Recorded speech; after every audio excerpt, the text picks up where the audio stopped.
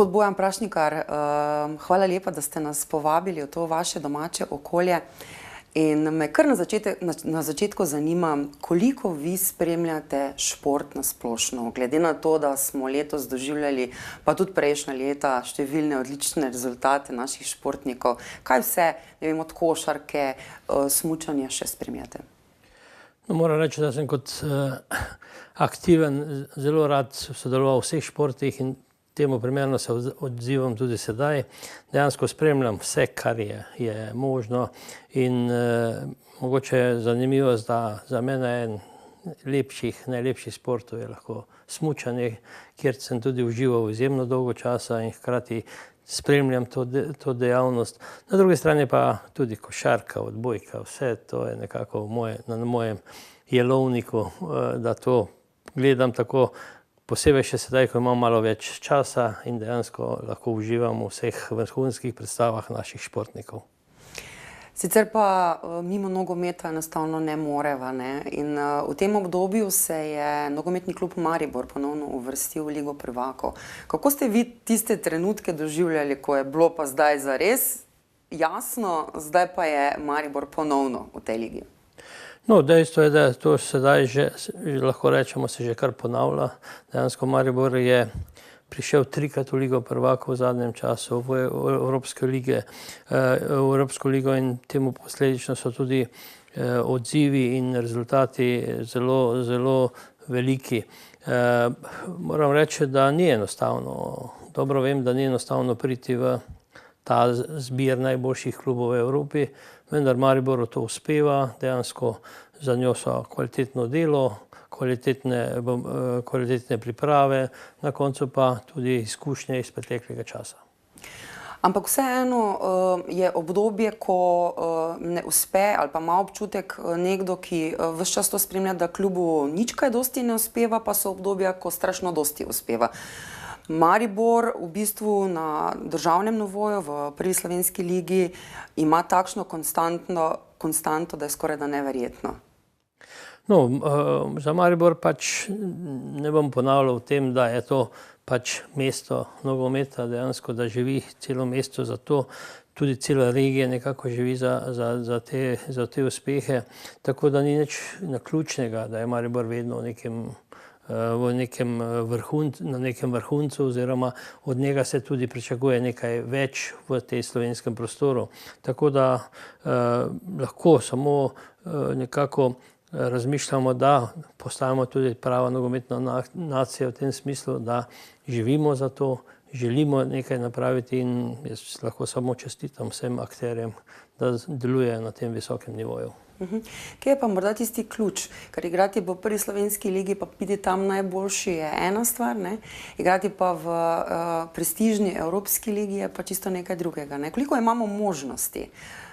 No, tudi tu lahko rečemo, da se dejansko razlikuje. Nekje moraš biti prvi, nekje nočeš biti zadnji.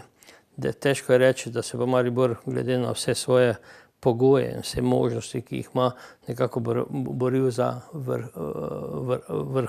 vrhunce v Ligi prvakov, vendar že to sodelovanje, že nastopanje v tej ligi je izjemno pomembno, kajti premagal si veliko nasprotnikov, torej prvakov drugih držav, da si se lahko uvrstil sem. To pomeni, da smo nekako konkurenčni na tem nivoju. To konkurenčnost je pa izjemno težko vzdrževati in tisti, ko delajo na tem, se zelo dobro zavedajo in smo včasih tudi v nekih pogledih malo kritični. Lahko rečem samo primer, če si hribolazec, če prideš na vrh hriba, ne moreš iz tistega vrha takoj na drug vrh hriba. Se moraš spustiti navzdol, moraš iti v dolino in potem zopet greš navzgor. In to je tista zadeva, ki je v športu vedno veliko ekip ali posameznikov pride do nekega vrhunca, potem pa nekako ne najdejo prave poti navzdol, da boš lahko jutri spet šel nazaj v hrib. Pa po vaših izkušnjah, na primer, kaj je tisto ključno? Ali se mora vse res poklopiti, ali je to tudi dejstvo, neka posledica dolgotrajnega dela, neke filozofije, da in tako trener in igralci, v tem primeru pri mariborskem klubu, enostavno doživljajo neke uspehe, ki so res pomembni za klub? No, za uspeh ni dovolj samo en preblisk. To je nekako sklop ogromnih malih stvari, ki se morajo zložiti v neko celoto. To celota na nek način se zlaga včasih sama od sebe, vendar zelo redko kdaj. To celoto morajo zlagati ljudje in res načrtno iti v neko smer. In tisti, ko znajo to napraviti, imajo tudi možnosti, da pride do uspeha.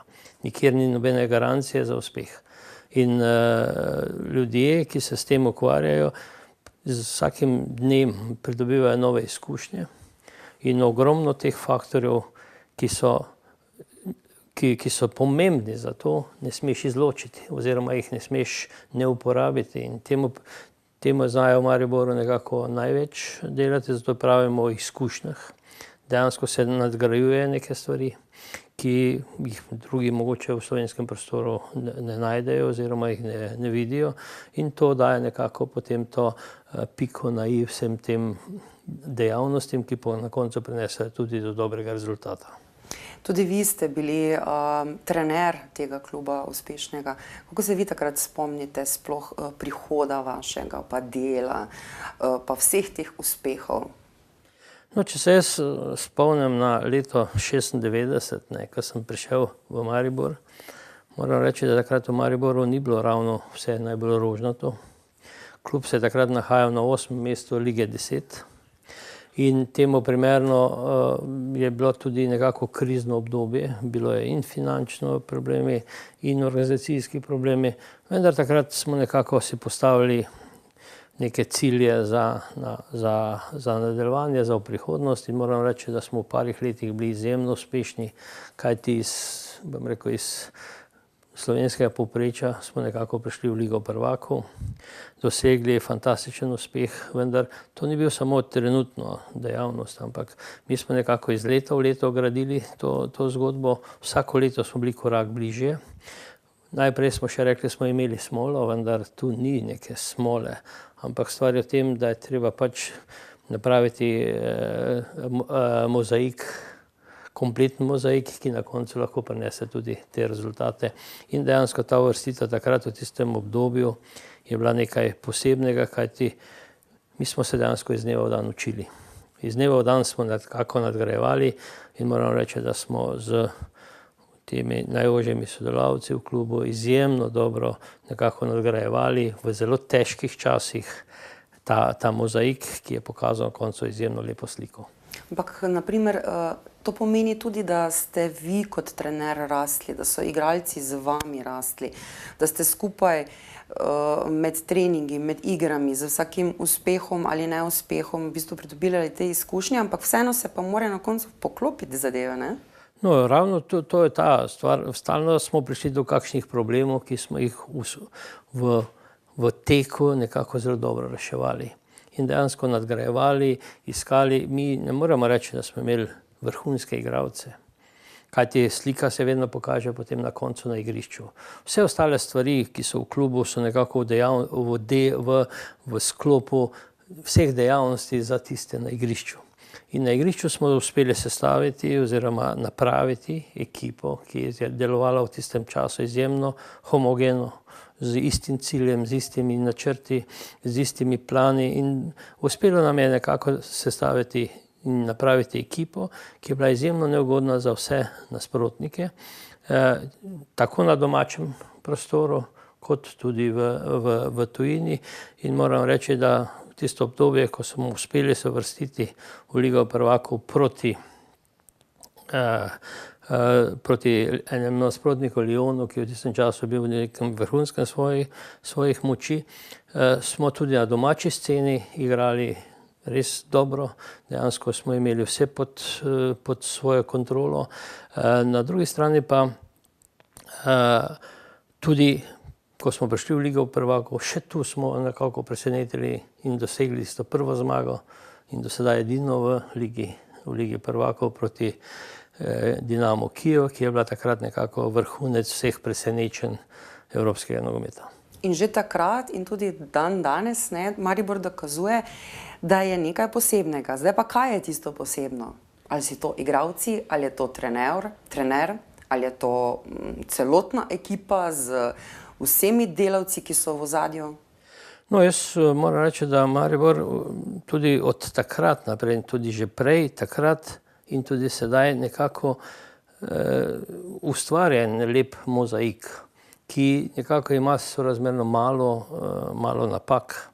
Torej nekako se samo dograjuje in dejansko se ustvarja tisto, kar je mogoče bilo v prvi fazi slabo, ni bilo dobro, se je potem popravilo in danes se teh napak ne dela več. In z tega vidika ni treba napraviti 2 koraka nazaj, da lahko napraviš enega naprej, ampak obratno, napraviš en korak nazaj, da lahko napraviš 3 naprej. In temu nekako se v Mariboru dobro sledi in lahko samo si Maribor kot samo mesto, kot klub zasluži čestitke. Sicer pa niste bili trener samo Maribora, ne? Bili ste trener kar nekaterih slovenskih klubov. In če primerjate, preden gremo, ker vem, da ste bili tudi trener v tujini, če primerjate na primer delo, je vaše delo bilo vedno enako ali se je spreminjalo glede na klub, glede na igralce, glede na okolje? No, delo je imelo neko skupno izhodišče. V vsakem primeru pa je bilo zelo, zelo različno. In tudi delo v našem prostoru je bistveno drugačno kot nekje v tujini in tako naprej. Da mi nekako stalno spreminjamo, iščemo najboljše poti in moram reči, da jaz v svojem delu sem vedno iskal najboljše poti, ki so bile za tisto situacijo najpomembnejše. Dejstvo je, da v slovenskem prostoru si vedno bil favorit, vedno si igral z ciljem, kako zmagati, kako razvijati igro. Ko si prišel pa na evropsko sceno, pa je bilo treba marsikaj spremeniti, marsikaj se prilagoditi situaciji. Naletel si na bistveno močnejše nasprotnike, na bistveno finančno močnejše, bistveno organiziranejše klube in temu primerno si se moral tudi prilagajati. In to je tudi, lahko rečemo, neka velika umetnost, kajti v športu je zelo pomembno, da se zavedaš svoje kvalitete. Zelo pomembno je pa, da znaš oceniti kvaliteto nasprotnika in temu primerno potegniti neke paralele, kako se bo to vse skupaj odvijalo. In to je tisto, kar ti daje potem izkušnje in z katerih lahko potem vlečeš ogromno paralel. In potem, ko ste prišli na primer v te vode nemške Bundeslige, ki je ena izmed najmočnejših v Evropi, kaj ste pa tam doživeli? No, jaz moram reči, jaz sem imel neko zelo normalno razvojno pot. To pomeni iz vaškega kluba sem prišel, da rečemo, trg, potem sem prišel v mesto, potem sem prišel na višje nivoje, tako sem iz Šmartnega odšel v Mozirje, v Celje, v Mursko Soboto, v Maribor, v Olimpijo in potem v reprezentančnih nivojih sem odšel najprej na Ciper, oziroma te klubski v Ciper, iz Cipra sem potem prišel v nemško Bundesligo in moram reči, da na tej poti sem doživel ogromno presenečenj, pozitivnih, a hkrati tudi negativnih, ki so me potem izučile in dejansko sem znal iz tistih, bom rekel, slabosti potegniti pozitivne stvari, ki so potem nekako bile osnova za nadgradnjo. Ko sem prišel v nemško Bundesligo, dejansko to je svet za sebe, dejansko to je vsaka nedelja je bila tekma Liga prvakov. Srečal sem se stalno z nasprotniki, ki so vsi igrali nekako v Ligi prvakov in nekako 70-80 tekem v tej ligi ti da izjemno veliko izkušenj in znanja in če znaš napraviti dobro analizo, ti potem tudi to zelo veliko lahko koristi v prihodnost. To je nekako, da rečeš, nemška liga je to nek drugi svet, v katerem so veliko stvari je popolnoma logičnih, normalnih, kar za nas ni logično in temu primerno se moraš tudi zelo hitro prilagoditi. In če samo rečem en primer, jaz sem od kraja, ko sem v enem klubu, ki je bil sorazmerno eden najmanjših klubov v nemški Bundesligi, pač bi marsikatero stvari bi ukinil oziroma umaknil. Se mi zdele pomembne, vendar čez 14 dni, 3 tedne ne bi ničesar več ukinil, ničesar ne bi dal na stran. Mi je postalo vse jasno, zakaj je to. Kajti vse to je koristilo k izjemnemu, bom rekel, izjemnim pogojem in to je tudi bila osnova za neke dobre rezultate. Pa kaj je to, na primer, mogoče tudi okolje, ljudi, ki spremljajo nogomet, sami igralci, ki treninge mogoče drugače dojemajo, tekme drugače dojemajo, trener kot tak, mogoče tudi finančni zalogaj, ki je drugačen. Kateri so tiste razlike, ne, ki so v primerjavi z slovenskimi klubi, z slovenskim razmišljanjem tako drugačne? No, ena zadeva, pač, če samo rečem primer, to je tako, imamo lahko kosilo z eno lončnico, ne, imamo kosilo z več hodi, ne, imamo pa tudi gurmanske zadeve, ne, tako da vse nekako v svojem času, vendar spoznal sem tudi ustroj vseh najboljših klubov v Nemčiji, v katerem sem videl, bom rekel, tudi najvišje potenciale, ki so potrebni od tega kluba, kjer, bom rekel, je bil nekako, da rečemo, malo na nižjem nivoju, vendar kljub vsemu imajo vse majhni, ki imajo vse, kar imajo veliki. Vendar ljudje, vse to je nekako pogojeno že z neko zgodovino, z nekim preteklostjo, kjer vse stvari nadgrajujejo. In vsaka stvar je izjemno pomembna. Vse v samem klubu, vse delujejo v isto smer. Da je to, bom rekel, ob dejanjih na igrišču, je ogromno dejavnosti izven igrišča, organizacijskih dejavnosti, ki nekako povezujejo tako okolico ljudi z tem klubom, dejansko obveznosti imaš do vseh teh ljudi. Oni so tisti sestavni del tega kluba in temu primerno potem nekako nastane ena zelo kompleksna celota. Ni samo to, bom rekel, nogometni čevlji in žoga, ampak je v bistvu veliko, veliko več in je treba tudi veliko več v tem smislu delovati. In pri nas pač imamo danes en klub, ki temu se primerno posveča in tudi zato lahko nadgrajuje vse svoje dejavnosti. Druga stvar je pa, da v takem sistemu, ki obstaja, lahko delujejo samo ljudje, ki se prilagodijo temu, ki vzamejo to stvar kot obvezo, kot dejavnost in zato lahko tam delujejo samo ljudje, ki spoštujejo vse te zadeve in tudi sami sebe izoblikujejo v tem sistemu. In za Nemčijo moramo reči, da jim vlada en sistem, kateremu se praktično morajo vsi prilagoditi. In dokler si prilagojen temu sistemu, ko se prilagajaš, ti vsi pomagajo, ko vidijo, da spoštujejo vse to, ti vsi sodelujejo s tabo. Če se pa nekako sam izločiš, si se pa tudi izločil. Tako da ta sistem sam po sebi deluje, bom rekel, v pozitivno smer.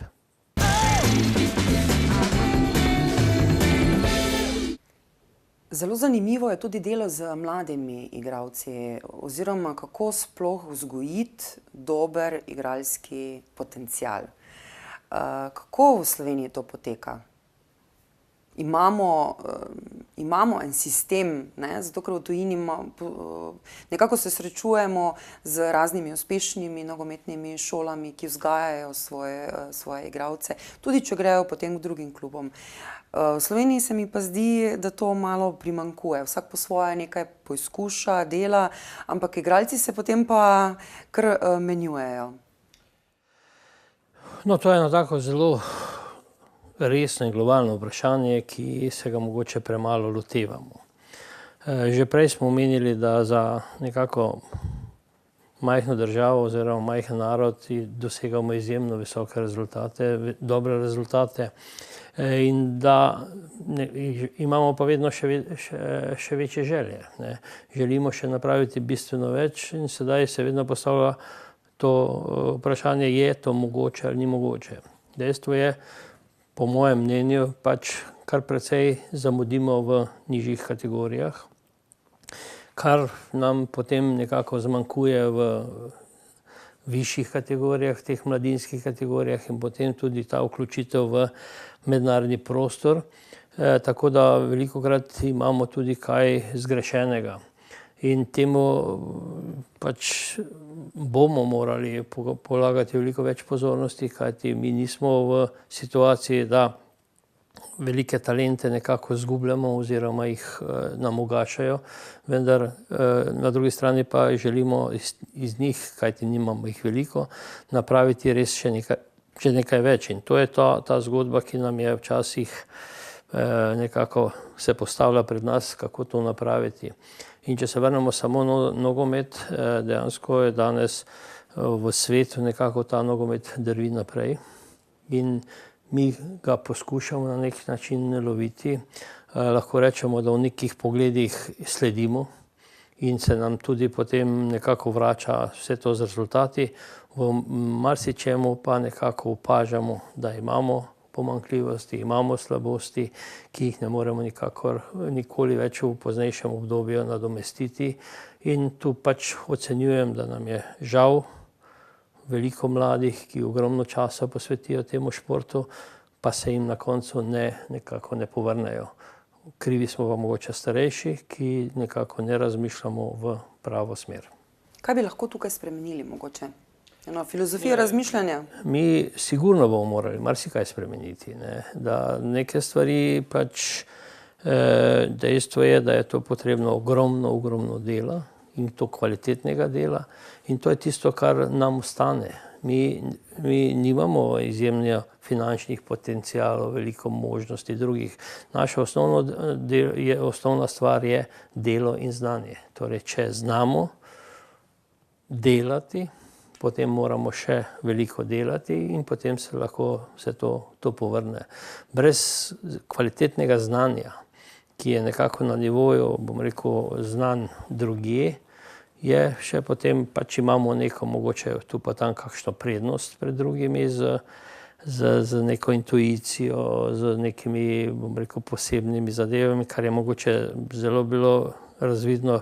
Moja izkušnja iz Nemčije je, da so Nemci izjemno marljivi narod in tudi vsi, ki se želijo vključiti v nemški nogomet, če niso v tem sklopu podobni svojim, zelo težko najdejo pravo pot. Ko pa najdejo, bom rekel, pravi smisel, znajo pa izkoristiti ves svoje potenciale in Nemčija je idealna za potenciale na umskem nivoju in tako naprej, kajti tu vsak prinaša nekaj svojega in nekako Nemci znajo to združiti v neko celoto. In ravno tu bomo morali tudi mi marsikaj spremeniti. Ne smemo se zanašati na neke preteklosti, ampak dejansko moramo stvar iz dneva v dan razvijati in iskati. Na drugi strani pa moramo ostati tisto, kar smo. To smo, bom rekel, delovni in ljudje z velikim potencialom oziroma znanjem. Na vaši trenerski poti ste se srečevali s številnimi izzivi, med drugim tudi kot reprezentančni trener. Tukaj se pa ravno srečuješ z situacijo, kjer igrajo tako igralci iz slovenske lige, kot igralci, ki igrajo v tujih ligah. S kakšnimi težavami oziroma s kakšnimi vprašanji ste se potem srečevali, ko ste bili v tej situaciji trenerja slovenske reprezentance? No, jaz moram reči, da v tistem času jaz nisem imel teh velikih težav z igralci, ki so igrali v tujini, kajti jaz sem kar veliko nekako iskal moje vzporednice z mojim delom, iskal tudi v tujini. Torej sem znal nekako poskušal prilagajati svoje delo trendom, ki so bili v svetu. Nikakor nisem stremel, da je bila osnova to, kar imamo samo mi, ampak nekako osnova je bila veliko širša. In zaradi tega kot selektor nisem imel nekih velikih težav. Res je, da sem jaz bil kar 3-krat selektor, vendar moram reči, da sem bil v različnih obdobjih, kjer vsako obdobje je nekako bilo zgodba za sebe. In če rečem, prvo obdobje je bilo čisti začetki naše reprezentance, kjer dejansko smo imeli 2-3 igralce v tujini, vse ostalo je bilo iz slovenske lige in nekako je bilo potrebno na novo formirati na reprezentanco iz amaterske slovenske reprezentance in to smo uspeli napraviti, da je bila potem neka štartna osnova za prve kvalifikacije, ki so bile v leta 1994. Druga stvar, drugo obdobje je že bilo malo drugačnejše in to obdobje je bilo v nekem obdobju, ko je Maribor imel res trend razvoja in to je bilo v istem obdobju kot tudi uvrstitev Maribora v Ligo prvakov, kjer sem pač opravljal obe funkciji, funkcijo selektorja in funkcijo trenerja Maribora in to je bilo izjemno zahtevno obdobje in se strinjam, da je to nekako združevati bilo izjemno težko, vendar kljub vsemu smo po nekih kvalifikacijah uspeli v parih mesecih napraviti eno solidno reprezentanco, ki je nekako po zamenjavi na vrhu, kjer sem se v tistem obdobju odločil za Maribor in sem ostal v Mariboru, kar je bila izjemno pozitivna rešitev. Maribor je dosegel svoje rezultate, svoje dobre rezultate, na drugi strani pa tudi reprezentanca je v naslednjem trenutku šla na neko zelo dobro pot in je dosegala tudi vrhunske rezultate. Lahko rečemo, da takrat je bil nekako trend dobrega rezultata tako v klubskem nogometu, kot tudi v reprezentančnem nogometu.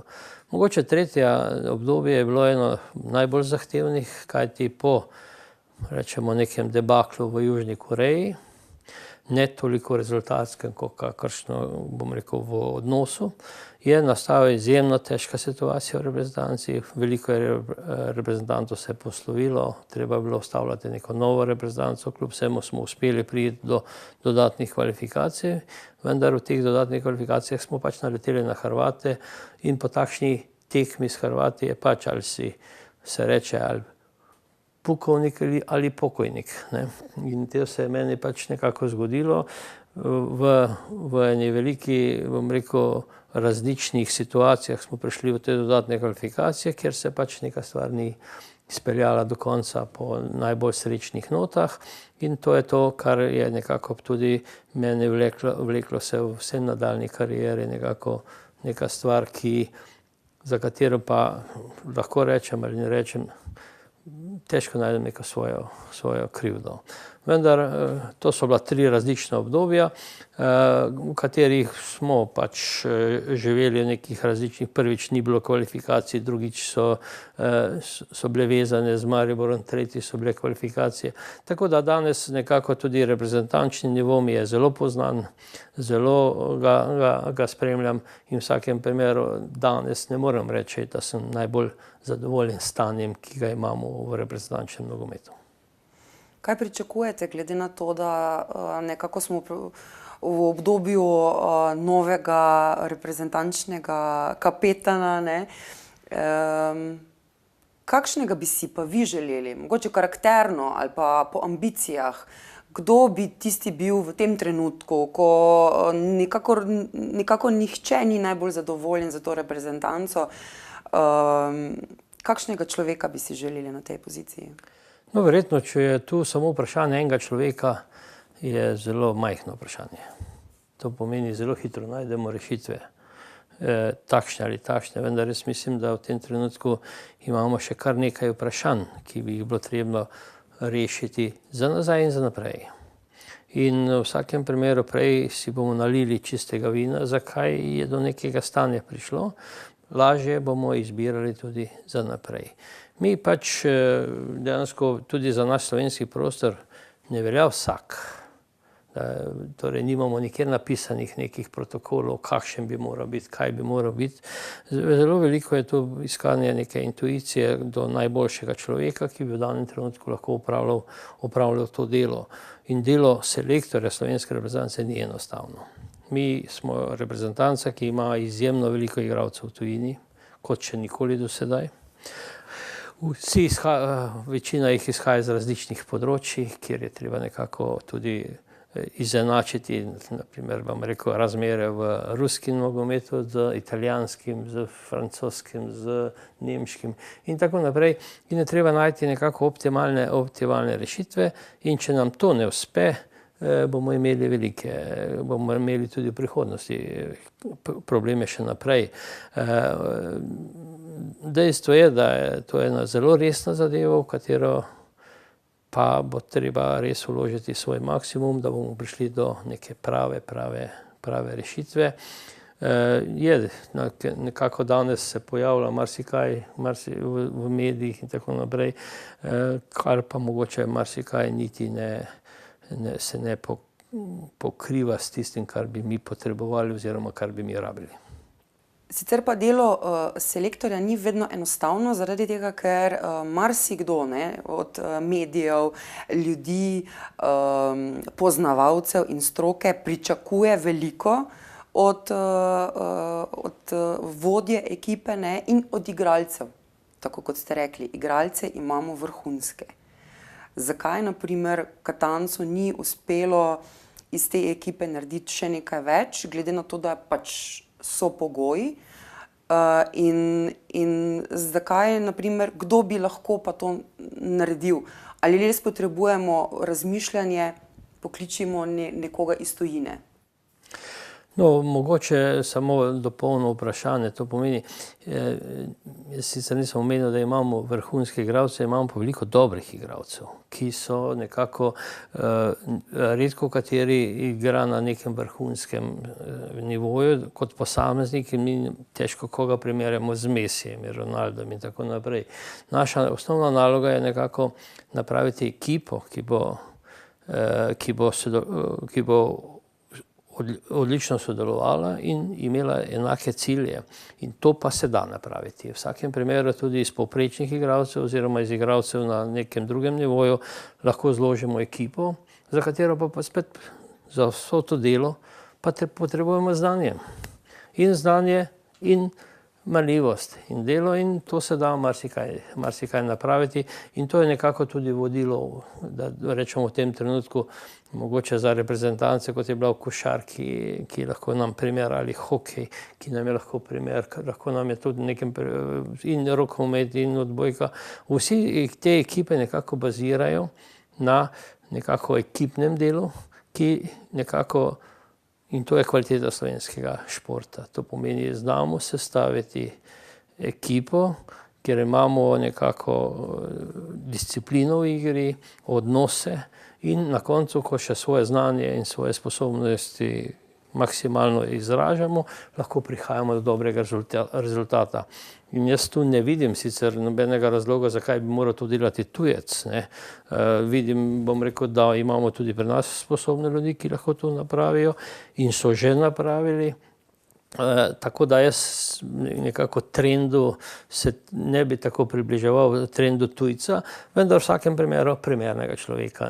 Ne pogojujem, bom rekel, ne enega, ne drugega, ampak primernega človeka, ki bo znal vse to napraviti. To je pa to izjemno zahtevno delo, ki ga morajo opraviti ljudje, ki so v tem trenutku odgovorni za to, kajti na to pač velika večina nas nima vpliva. Seveda pa si vedno vsi želimo zmage, tako pač je. Tudi vi ste si velikokrat, verjetno, ko ste sedeli na tisti trenerski klopi, želeli tako to tekmo, pa res moramo zmagati. Kakšni so tisti občutki, ko sedite, ne glede na to zdaj ali reprezentanca ali klubski nogomet, ko je tekma takšna, ko ste si jo zaželeli? No, v svojem dolgoletnem delu sem od najnižjih kategorij treniral najnižje kategorije do vrhunskih ekip, do najboljših ekip in vedno vse posod nekako cilj zmaga, vedno se da zmagati.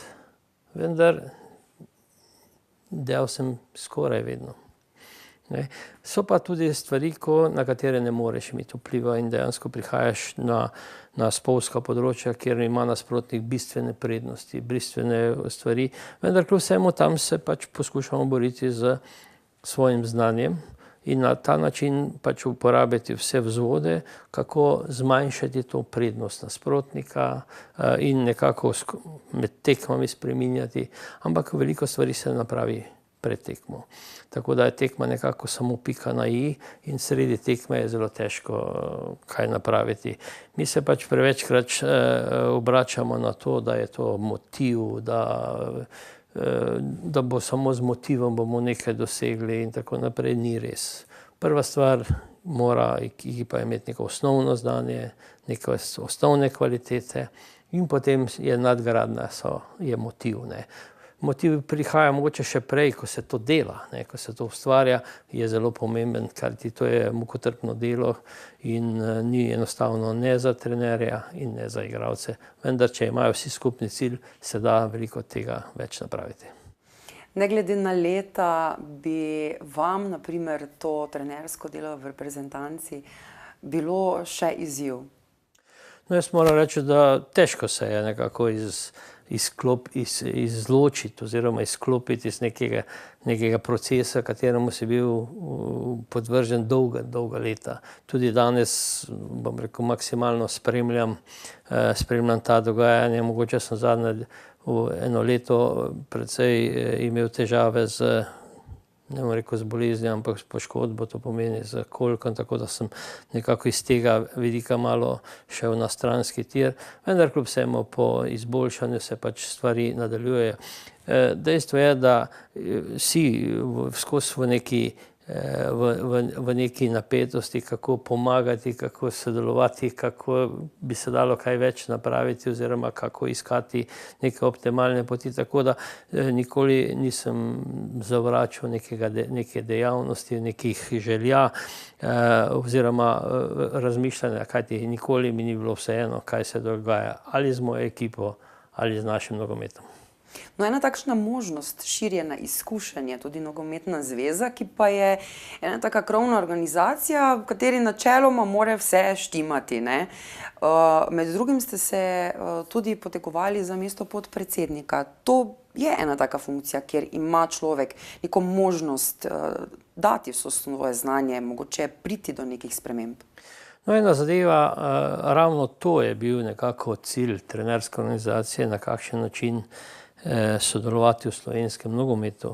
In z tega vidika smo tudi iskali poti in jo našli nekako pri kreiranju te politike v Nogometni zvezi. Iz tega vidika sem se tudi podal v to kandidaturo, vendar ne samo svoje želje, ampak z željo trenerske organizacije, kajti moje mnenje je sigurno, da nam primanjkuje stroke v nogometu in brez stroke nikakor ne bomo napravili nekega koraka naprej, vendar ljudje so se pač odločili nekako drugače, s tem se moraš nekako sprijazniti, čeprav, bom rekel, posledice bomo pač videli, kakšne bojo. Na tak način sem pač tudi pokazal željo za sodelovanje, za neko skupno pot. Na drugi strani pa pač spremljam nogomet po svojih najboljših močeh in moram reči, da v Sloveniji imamo bistven problem v tem, da na nek način zanemarjamo stroko. Tukaj je mogoče gospod Čeferin naredil kakšno spremembo, ali lahko pričakujemo zdaj kakšne spremembe, ali bo stanje ostalo tako, kot je? No, moje mnenje je, da so bile napravljene določene napake v preteklosti. Dejansko, da ključna zadeva v vseh panogah, ne samo v nogometu, tudi v kovinarstvu ali pa v čebelarstvu, je stroka. In stroka je tista, ki nudi, bom rekel, oporo oziroma ki razvija vse stvari. In če nam ta ne bo funkcionirala, potem pač neke stvari ne funkcionirajo dobro. Zdaj, iskati krivca, nekaterega ga pač vidimo ali ga želimo videti, na drugi strani pa je dejstvo, da kaj velikega vpliva nisi imel ne v bližnji preteklosti in se bojim, da tudi v zdajšnji prihodnosti neke bistvene spremembe se ne bo zgodilo. Kaj pa, na primer, ta pozicija gospoda Čeferina pomeni tudi za Slovenijo? On vseeno ima eno tako pozicijo, ki vpliva lahko na celotno evropsko dogajanje v tem nogometu, ampak tudi lahko pa vpliva mogoče kaj na razmere v Sloveniji. No, v vsakem primeru je taka funkcija izjemno izjemno dobrodošla. In predsednik UEFA je sigurno zelo pomembna točka, ki je v tem nogometu. Vendar kljub vsemu on mora delovati zelo, bom rekel, široko. Torej mora pokrivati, da rečemo, kompletno Evropo. Na drugi strani pa ima svoj, bom rekel, svoj vpliv tudi pri nas. V vsakem primeru pač treba videti, kakšen je ta vpliv. Dejstvo je, da očitno za neke finančne zadeve zelo dobro to koristi. Iščemo pa zdaj ključne zadeve, kako se bomo postavili temelje za nadaljni razvoj.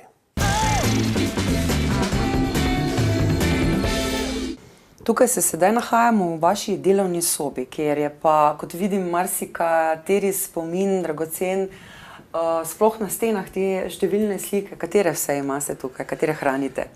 No, verjetno nekako sem si izbral tisto, kar mi je bilo najbolj interesantno, kajti materijala je res veliko. In dejansko, ko to v sredini pogledamo, to je pač ekipa Cottbusa, ki je dosegla svoj vrhunski uspeh, zagotovila si je obstanek v ligi in temu, bom rekel, tudi vse potem se je razvijalo dalj. To je nekako slika iz zadnje tekme proti Werderju, kjer smo si uspeli zagarantirati obstanek v ligi. Ko pogledamo gore na vrhu, je pač Maribor v ligi prvakov. To je ta ekipa, ki je ustvarila, bom rekel, prvi vrhunski rezultat. In dejansko to je kader, s katerimi smo delovali kar nekaj let. Ko gledamo še malo desno, nekako je tu, moram reči, ena tak spominska slika z Robsonom, to je bil trener PSV-ja, ki smo ga uspeli tudi v Mariboru premagati in to nam je ostalo kar v enem velikem spominu. Dejansko potem so to neke slike, ki sem jih dobil pač v spomin na teh vrhunske rezultate. No, mogoče ena taka poseben del tega je pa ta zadnji del. Ta iz časa Bundeslige. Bundeslige, kjer smo nekako imeli za častno predsednico Angelo Merkel, kateri sem imel čast podeliti tudi, bom rekel, velik šopek in potem tudi dres našega kluba. In moram reči, da sem bil zelo počaščen, da sem lahko to napravil pred samimi političnimi možmi in celo pred svojim predsednikom. In dejansko lahko rečem, da v tistem je bilo to izjemno cenjeno dejanje in tudi kosilo z Angelo Merkel je bilo nekaj posebnega. Sicer pa, ko gledam tole sliko, se spomnim na otroško igro, o spomini na vaše začetke, na začetke vaših otrok. Sicer pa o tem bomo pa malo več povedala zunaj, na svežem zraku.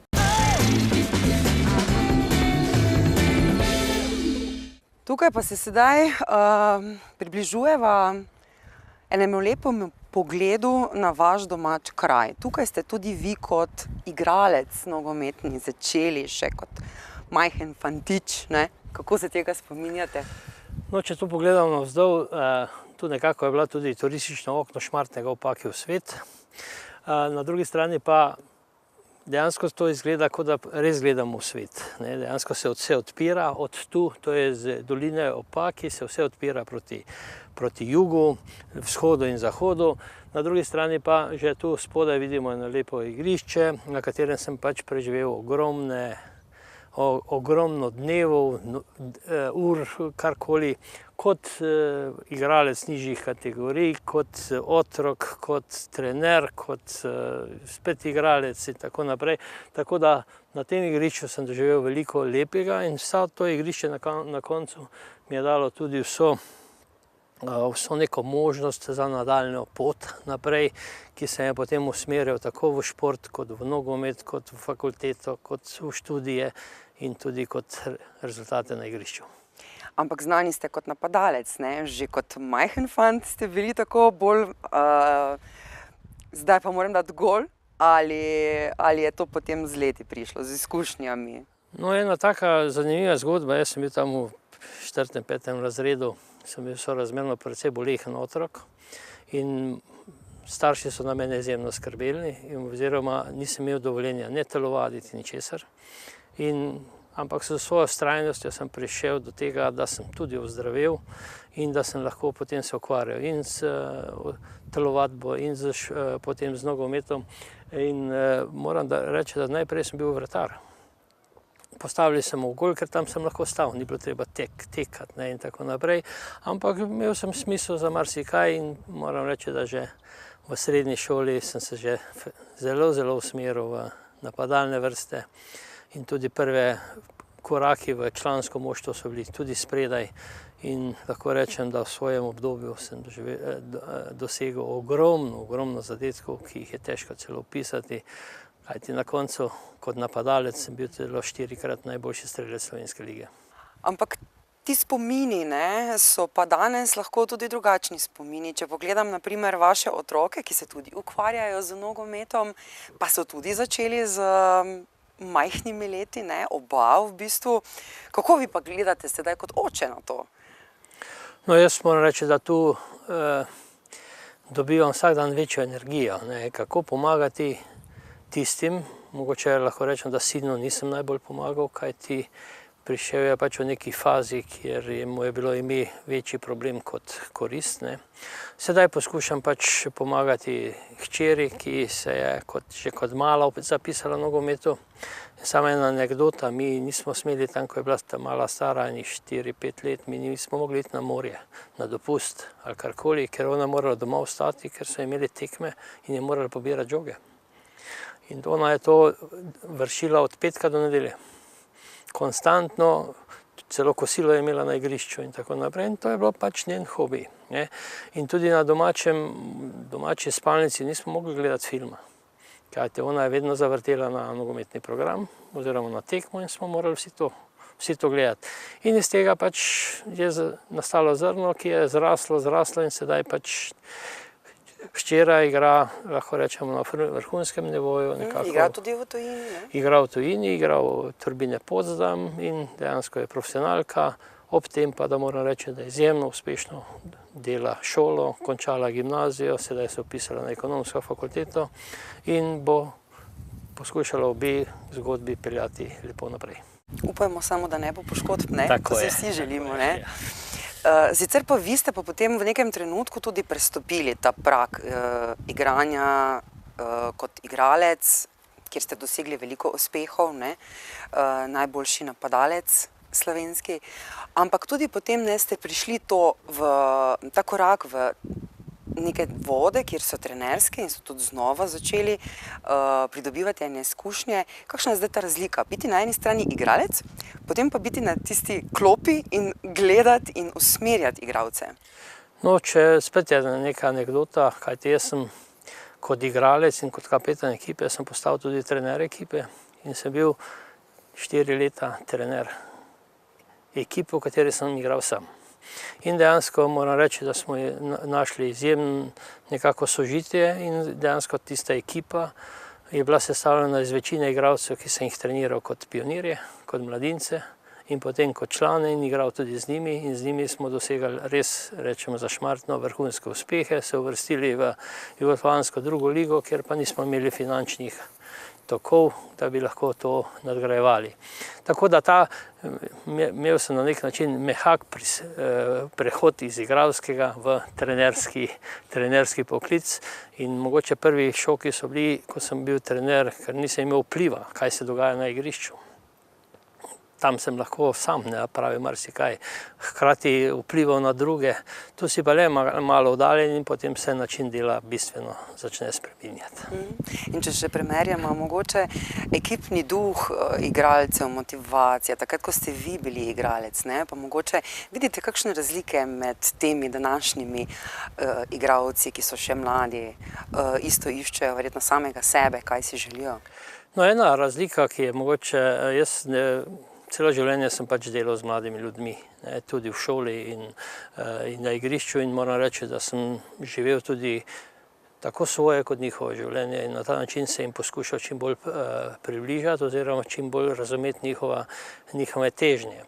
In to mi je dokaj dobro tudi uspevalo, tudi danes lahko rečem, da se precej hitro vživimo v neke situacije, ki so lahko dobre na nogometu, da pa Tudi ne moram reči, da so mladi danes bistveno drugačni, kot so bili. Je pa res, da živijo v drugem času. Ta čas zahteva marsikaj drugega. To pomeni, veliko več je vse vidno na internetu, na televizijah, vse to lahko vidijo in dejansko mladim lahko oporekaš oziroma z njimi debatiraš samo na nivoju nekega znanja, sposobnosti, nikakor pa ne gre več to nekega blefiranja ali nekih metod, ki so mogoče včasih bile bolj prisotne. Sicer pa verjetno radi posedate tukaj, radi si vzamete čas zase, za svojo družino. S čim se na primer v teh dneh, v tem obdobju pa tako najraje ukvarjate? Zagotovo hodite na tekme, jih gledate, ampak mogoče še kaj drugega izven tega kroga? Kot se rečem, zadnji čas sem imel kar precej problemov sam s sabo, kajti imel sem posledice operacije kolka, ki sem jih sedaj nekako saniral in moram reči, da živim v tem trenutku spet eno bistveno drugačno življenje kot pred kakšnim letom ali dvema in veliko polnejše življenje, da sem sedaj delam tiste stvari, ki jih prej nisem mogel. Šele sedaj sem ugotovil, kako je lepo biti avgusta na morju, kajti prej nikoli nisem bil avgusta na morju. Druga stvar, moj sestavni del življenja je bilo smučanje, pa moram reči, da sedaj razmišljam, a še bom ali ne, glede na posledice, ki sem jih imel. Je pa res, da še vedno okrog mene je v glavnem nogomet in dejansko spremljam veliko stvari in praktično vsak vikend je zapolnjen z nogometom maksimalno. V tem trenutku velikokrat odpotujem v Nemčijo, kjer spremljam hčero, potem grem v Avstrijo, kjer gledam sina, na koncu gledam veliko slovenske lige, tako da sem v tej stvari precej na tekočem. Je pa res, da eno moj hobi, ki sem ga imel v preteklosti, to pomeni vinogradništvo, sem nekako malo opustil, kajti fizično nisem bil sposoben tega, imam pa dobre sosede, ki to lepo delajo. Tako da z veseljem spijete kakšen dober glažek. Bom rekel, to je tista stvar, ko se včasih sam sebe nisem razumel. To pomeni, celo življenje nikoli nisem užival v pijači. Sedaj naenkrat sem imel precej, ampak to vino je bilo daleč najdražje od vsega, ki sem ga kdajkoli pil. Tako da uživam pa v neki naravi in zato iščem tudi takšne mesta, kjer je možno uživati. Tako da za na konec vam jaz prav tako želim veliko lepih trenutkov tukaj v Vinogradu, doma, v družini, uspehe, mogoče kaj več druženja z prijatelji, in pa hvala, da ste si vzeli čas za našo ekipo in za našo televizijo in upam, da se vidiva še kdaj. Hvala lepa. Hvala vam.